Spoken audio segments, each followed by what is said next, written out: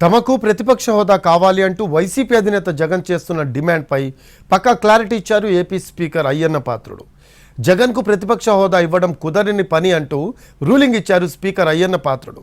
సరైన సంఖ్యాబలం ఉండాలని చట్టం చెబుతోందని గుర్తు చేశారు. స్పీకర్ పైన ఉన్నత న్యాయస్థానం పైన జగన్ అనుచిత వ్యాఖ్యలు చేసినప్పటికీ ఆయన్ను క్షమిస్తున్నామని స్పీకర్ ప్రకటించారు.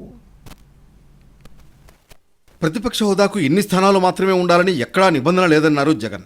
ప్రతిపక్ష హోదా ఇస్తే తనకు సీఎంతో సమానంగా అసెంబ్లీలో సమయం ఇవ్వాలని, అందుకే ఇవ్వట్లేదన్నారు జగన్. ఉండేది 20 అసెంబ్లీలో 2 పార్టీలు ఉన్నాయి. వాళ్ళంతా కలిపి అధికార కూటమి ఉన్నోళ్ళంతా ఆ పక్క ఉన్నారు. ప్రతిపక్షం ఉండేది మా పార్టీ తప్ప వేరే ఏ పార్టీ ఉంది? వేరే ఏ పార్టీ లేదు. సో వేరే ఏ పార్టీ లేనప్పుడు ప్రతిపక్షం అనేది ఎవరికి ఇవ్వాలి? ప్రతిపక్ష పార్టీగా గుర్తింపు అనేది ఎవరికి ఇవ్వాలి? ప్రతిపక్ష పార్టీగా ఉన్న వాళ్ళకి ఇవ్వాలి. సో న్యాచురలీ ఆ పార్టీకి ఎంతమంది అన్నా ఎమ్మెల్యేలు ఉండని సమరకు లీడర్ అనేవాడు ఉంటాడు కదా. సో ఆ లీడర్ని ఏమంటారు? ప్రతిపక్ష నాయకుడనే అంటారు కదా, వేరే పేరు ఏమన్నా అంటారా? సో ప్రతిపక్ష నాయకుడు అని చెప్పి నువ్వు ఎప్పుడైతే అంటావో అప్పుడు ఏంది, దాని అర్థం ఏంది? లీడర్ ఆఫ్ ది హౌస్కి ఎంతసేపు మైక్ ఇవ్వాలనో అంతేసేపు దాని తర్వాత స్థానంలో ప్రతిపక్ష పార్టీ నాయకుడికి ఇవ్వాలి.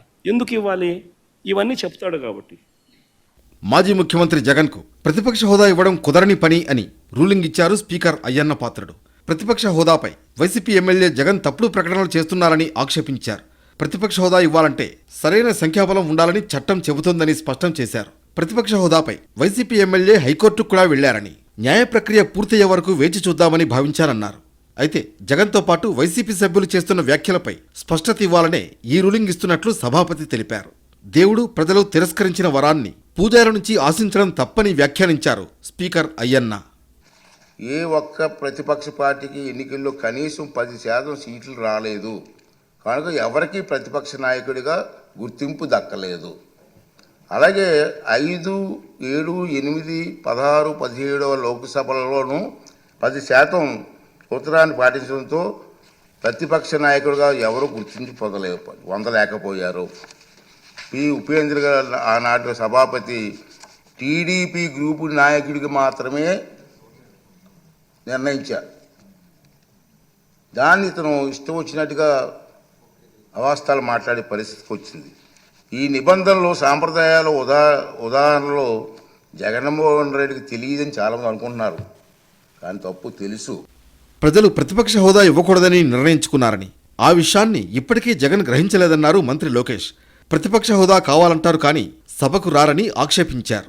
ప్రజలే మీకు ప్రతిపక్ష హోదా ఇవ్వకూడదని నిర్ణయించుకున్నారు. అది ఆయన ఇప్పుడు కూడా తెలుసుకోకుండా కరెక్ట్గా హౌస్ ప్రారంభమయ్యే రోజు మొదటి రోజు వస్తారు, నాకు ప్రతిపక్ష నేత హోదా ఇవ్వాలి అని కోరుకుంటాడు, వెళ్ళిపోతాడు. మళ్ళీ ఎప్పుడు ఆయన కంపడరు. అలాంటి పరిస్థితి మనందరం చూస్తున్నాం. ఎందుకు 11 స్థానాలు ప్రజలు ఆయనకి ఇచ్చారు? ఆయన ఆలోచించాలి. మరోవైపు ప్రతిపక్ష హోదాపై వైసీపీ నాయకుడు తనకు లేని అధికారాన్ని కోరుకుంటున్నారని మంత్రి నాదెండ్ల మనోహర్ అన్నారు. ప్రజలు కనీస గౌరవం ఇవ్వకుండా చీకొట్టినప్పుడు ప్రతిపక్ష హోదా ఎలా కోరుకుంటారని ప్రశ్నించారు. ప్రచార మాధ్యమాల్లో చేస్తున్న దుష్ప్రచారంపై సభా హక్కుల సంఘానికి నివేదించాలని జనసేన పార్టీగా కోరుతున్నామని అన్నారు.